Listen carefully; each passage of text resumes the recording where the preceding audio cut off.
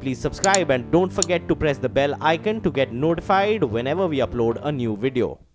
Okay, that clearly was the big story that dominated for the past 2 or 3 days. And remember, it was all credit to Nisha Poddar. She told us 8 days back about the story and practically got every detail right.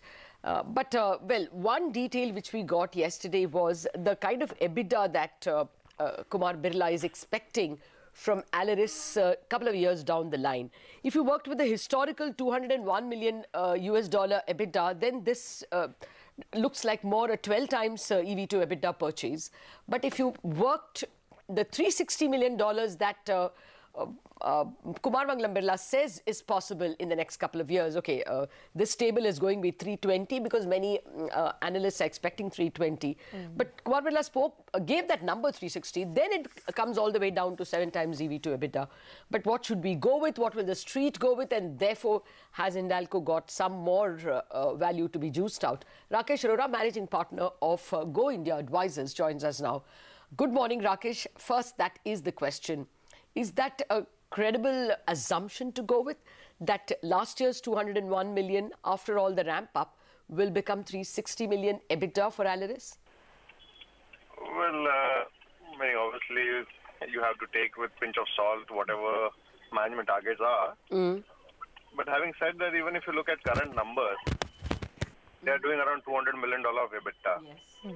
Plus, they've invested $900 million into a facility which is yet to contribute meaningfully. So, if you put all this together, you come to a number of like 2.3 billion or 2.4 billion. So, they might have overpaid a little bit here and there, but given the quality of assets, I don't think it's material enough. Okay. Okay. So, Rakesh, good morning. If you think that this $360 million that the management is targeting looks a bit aggressive, what would your own realistic assumptions be of how much the Aleris EBITDA could rise from the 202 million run rate currently? So, what I was saying is that, obviously the targets which management gives is to be achieved over a period of time. Yeah, 2 years this year. And as an analyst, you are worried more about FY 19-20, and that is where I think, I don't have any estimates, but we have to only take an incremental approach because capacities take longer time to stabilize, and these products have a 2-year approval cycle. So it's not that you can add tomorrow. All right. No, I agree with you, but the calendar 19, of course, that's a calendar year calculation. There, we've got some estimates, Kotak estimates it would be 310 to 325 million, purely because that 900 million capex you're talking about is going to start production. Macquarie is giving it $330 million, and JP Morgan's giving it $344 million.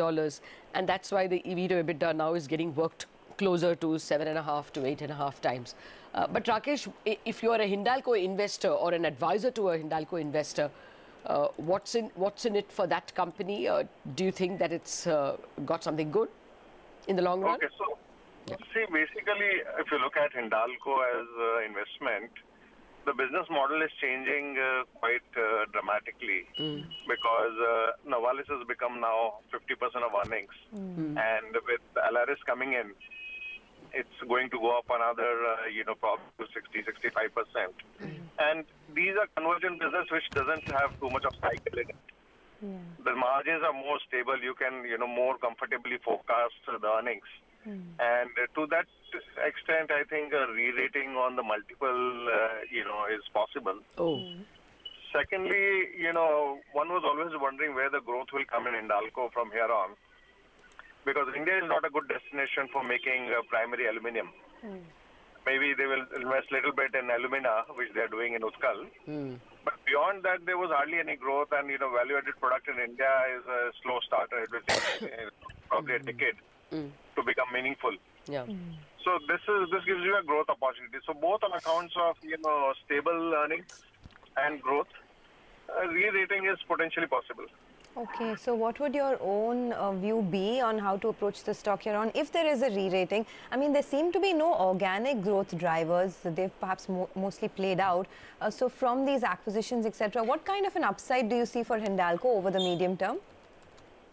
See, I don't really cover stock, in that detail, so I won't be able to give you target prices and recommendation. But as I broadly said that, it is delinking from aluminum price per se. 65% of the earnings. Yeah. People will be comfortable giving a higher multiples. Okay. Higher as in how much higher? So a primary aluminum producer will get like 6-7 times EV/EBITDA.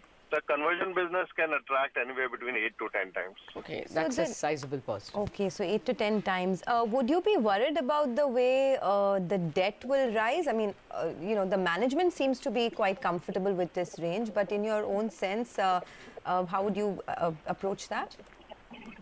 No, so as I said, the earnings are going to be more stable. I won't really worry too much about the debt, and it's going to be less debt in any case. Okay. So I don't think, while it looks up on paper a bit stretched, but there's nothing much to worry from a liquidity point of view. Yeah, they expect it, of course, to come down debt equity to 3 times in a year or two.